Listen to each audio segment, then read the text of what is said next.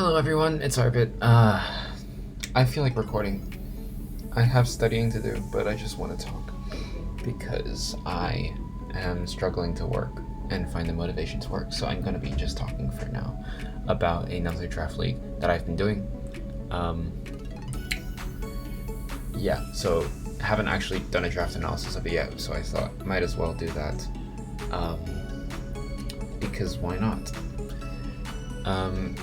This is the LBA, Legacy Battlers Association, I think? Legacy Battlers Association or something. But anyways, basically, the gist of it is it's a Dynasty League. So this is going to go on for a while. Every gen, we're going to basically go up every gen. And it's an open draft. You get to draft everything for equal value, but obviously there aren't that many mons at the start. We're starting in Gen 1. For this one, we're in Generation 9 Nat-X format, but starting Gen 2, we're going to be doing Gen 9. That's going to be how it's going to work. It's going to be going on for quite a while, years even. So this is going to be fun, and hopefully we do decently from the start. We'll just talk about our team. Here we have a Snorlax.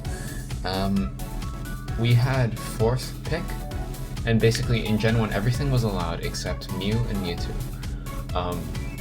So a couple of things. There is no dark types, so there's 0 dark types in the game for Gen 1. Because we are playing Gen 8. There are some fairies, some steals, but there are no darks. So that's something to bear in mind. And I had quite a few picks. I could have chose Clefable, but I just didn't want to. I just didn't feel like using Clefable. And I thought I would use something that was a bit more my style. Something that I knew was going to be reliable, something I wanted to use for multiple seasons. And while Clefable could have been that, I just don't trust myself with versatile Pokemon just yet. I did terribly with Jirachi, and I just don't want to do that again just yet. So we decided to go with Snorlax. Snorlax is a phenomenal Pokemon, very strong, very powerful.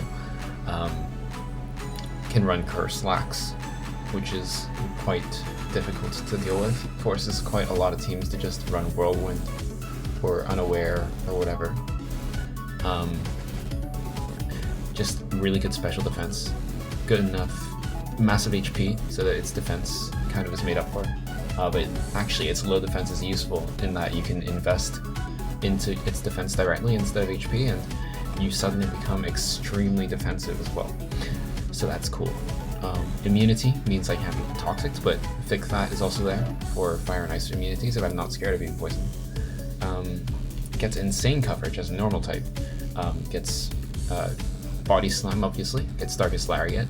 Can run Counter, can run Crunch, can run Earthquake, can run Elemental Punches. Not Thunder Punch, I don't think. Do we get Ice Punch? I get Ice Punch. I do get Fire Punch. Do I get Thunder Punch?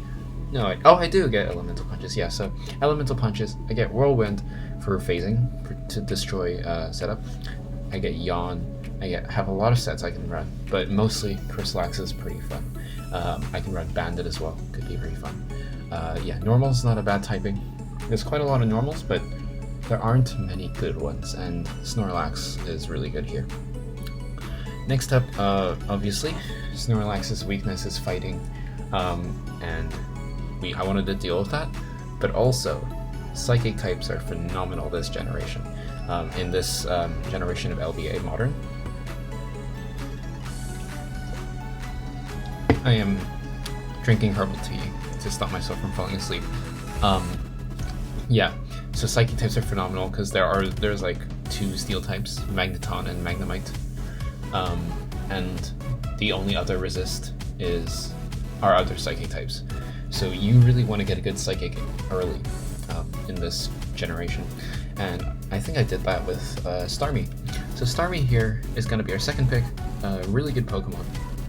Slowbro was just picked just before me, but I really wanted Starmie, mainly because I don't trust myself with hazards and speed tiers, so I normally like to get something decent enough out of the way early, so that I don't have to grab like Wugtrio, which I actually got for speed tiers because I was that bad at speed tiers in another league.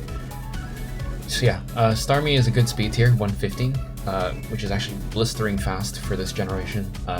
There are very few fast Pokemon, like there's Jolteon, Aerodactyl, and Electrode, and I think that would be it.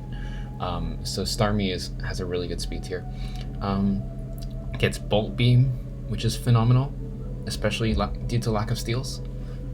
Gets obviously Psychic, gets Psyshock, gets Meteor Beam, gets Flip Turn, gets Recover. If we want to run bulky Starmie, I don't like the idea of bulky Starmie. I prefer if it's just like a fast ninja, like just damaging stuff, breaking stuff, damaging stuff. 100 special attack isn't amazing, but in this generation it's not bad at all. Alakazam is kind of broken in this gen, so everything else is kind of good in comparison. Gets Signal Beam to deal with other psychics if I want to, by the way. Gets Trick for utility, gets Toxic and Thunder Wave. It's just a good mon. I'm excited to use this, and I have already. Spoilers, it's been like 3 weeks since I drafted and started playing. Next up, I wanted to just get something with like I didn't really care what I got next, I just wanted something with a pretty high base stat total and just like be complete like a trio of good Pokemon. And so I got Moltres. Moltres is good. It's really good. Heavy duty boots means I can be a defogger, switch in way more, be a good pivot. This is my second removal option, which is great. Fire and flying is phenomenal. It's obviously weak to rocks, but we got a Starmie. We got a Starmie so far.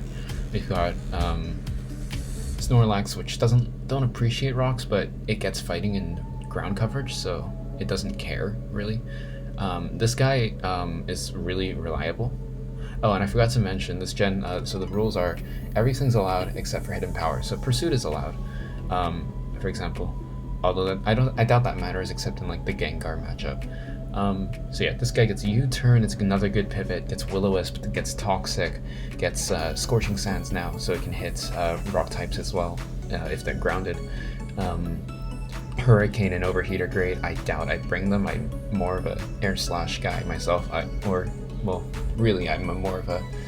I prefer physical birds because they actually get good moves. But yeah, this guy also has a base 100 attack stat, so it can actually run physical if I want to. It can run Scarf, can run Boots, can run Utility. It's a great Pokemon overall. And from here, I was pretty happy to just patch up weaknesses and fulfill any roles remaining. So I went off to Golem. Golem gives me rocks, which is great.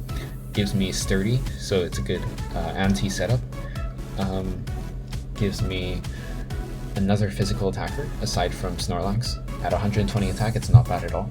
Gets Edgequake. Edgequake is actually really good this generation. There's like very few answers, because a lot of the Edgequake answers are like Levitators that have a resistance to rock. There's like one Levitator, and spoilers, I drafted it. So Edgequake is always good bring. Obviously not the fastest, not the bulkiest, no recovery. I'm not gonna get that much work done, usually, but it's there as a really good threat. It's like Rhyperior, but bad, so it should be usable. Smackdown is there. Sucker Punch is also there as like a pretty reliable revenge option, so like what we could do is like, if I'm on full health, I get brought down to Sash as I Earthquake and do a chunk, and then I Sucker Punch after that and just get even more chip in, and maybe even get a kill. So, or even, get rocks, get brought down to 1, and then Sucker Punch and then die. That's a reliable option as well.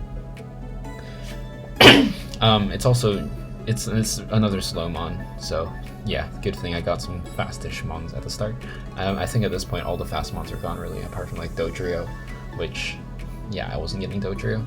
Next up we're getting, we got Magneton. Magneton is, like I said, one of the, like literally like one of the only steel types and pretty much the only usable one. Magnemite is, I mean, okay, I won't lie, Magnemite was brought once, but at least once I've seen, but no. I wanted Magneton. I needed an electric and I needed a steel because I wanted to be able to answer birds outside of Golem. And also, I saw like one of the teams, obviously one of the teams got Dragonite, and I just really didn't want to hard lose to Dragonite, which isn't the best reasoning for getting a steel, but basically steel is good anyway. It's a good typing, so I thought I'd get it now because I feel like everyone's gonna be eyeing it, so I thought I'd get it. Great typing, great offenses. Gets walled by electric, which is an interesting type to get walled by, but it does get tri attack. Doesn't get mirror coat like Magnezone,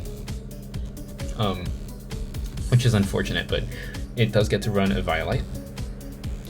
Eviolite is really good on this guy because you're decently bulky. Add an Eviolite and you're extremely bulky. I also never need to run Magnempole because there's 0 steel types, so instead we're going to be usually running Analytic. Discharge spam is also a decent option. I could run Curse. I'm not going to run Curse. And also another thing is a lot of the answers for this will be ground, but I get Magnet Rise, which is pretty easy to fit on the team, on the moveset, because I just want electric, I want steel coverage, and then maybe a Volt Switch, and then I get Magnet Rise, and that's basically the set I bring every game. Analytic is just strong. It's a great pivot as well. So yeah, great mon. Next up, I got Weezing. A lot of the Gen 1 Pokemon were picked up by their abilities. Like Analytic on Magnemite, Guts on Machamp, Magic Guard on Alakazam, Multiscale Dragonite, Magic Guard Clefable. Like a lot of Gen 1 Pokemon, or Sheer Force Nidoking, a lot of Gen 1 Pokemon are really, like, are more reliant on their abilities than newer Pokemon. And I can shut them down immediately with Weezing, with Neutralizing Gas. Levitate's also a great thing. Like I said, it's like basically the one answer to like Edgequake. Obviously it's neutral to rocks, but it can take physical, like rock slides and stone edges because it has such a high defense stat. It also gets a great set of utility. It gets like, does it get Thunder Wave? No, it doesn't get it. Thunder Wave. It gets Will-O-Wisp and Toxic. Gets T-Spikes, which I think are pretty strong because not everyone has a Ground and Poison. Gets Taunt, gets Sludge Wave, gets Memento, gets Fire Coverage. Clear Smog is good for anti-setup. Dark Pulse is there, and Destiny Bond as well. So yeah, pretty decent mon. Very good mon to just sit in front of something that was supposed to break my team. And I like the poison typing. I like Toxic Spikes. Should be fun. Next up, we got Hitmonchan. I'm not honestly a massive fan of bringing Hitmonchan, but basically what I thought was, okay, well, I have Moltres and I have Starmie, but I don't really want to have to bring Rapid Spin Starmie every game, and if I don't bring Rapid Spin Starmie, I don't want to be forced to bring Defog Moltres every game. So I thought one more removal wouldn't hurt, and I also wanted some kind of priority, aside from Sucker Punch on Golem. So we got Hitmonchan. Hitmonchan is a pretty decent fighting type. Fighting typing isn't the best in this game, in this gen for the league, because everything has a good psychic type, or everyone should have a good psychic type. But it still has its uses. You can run Rapid Spin, of course, like I said. It can run Bulk Up, it can run Drain Punch, Bulk Up Sub, yet just be a revenge killer with like Mach Punch or Bullet Punch. You get Pursuit, you can Pursuit trap things. And by things I mean Haunter and Gengar, really. You get pretty decent coverage. Do I get Edgequake? I do get Edgequake. Obviously not as good as Golem, but it's there.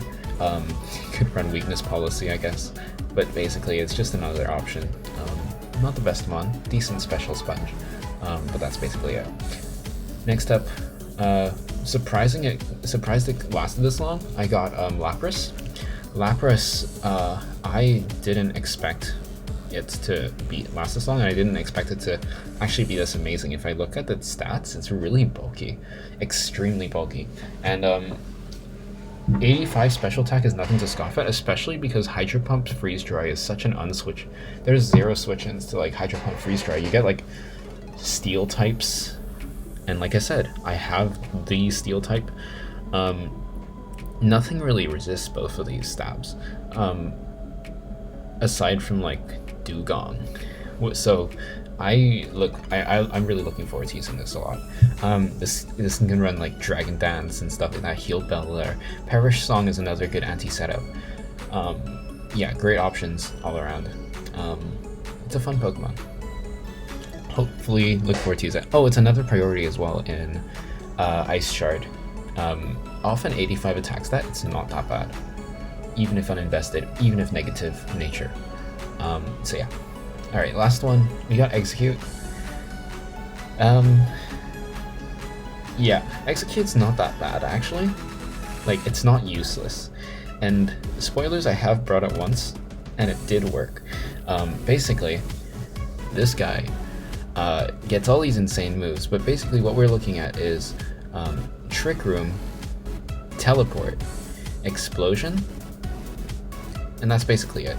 You get the Moonlight, you can heal up with Synthesis, you can Leech Seed. If you want to be an annoying Eviolite user, you can Wish Pass. I'm not gonna Wish Pass a base 60 HP, you know. It's a suicide Trick Room lead, and that's basically it. Does it do screens? It does do screens. Can be screens if you want it to. Can also stun Spore. Why does it get Sword Stance? It's eggs. But yeah, it's decent enough. It's a decent one for a last pick. The alternatives are like Charmeleon, Ponyta. So I think this is a pretty good option. So yeah, that's my team. I feel better now. I'm gonna do some work now, I think. So yeah, thank you guys for listening. That is the team, and we've already done some battles, so I might just commentate over the battles later, or I might do them all in one go. Who knows? So yeah, see ya.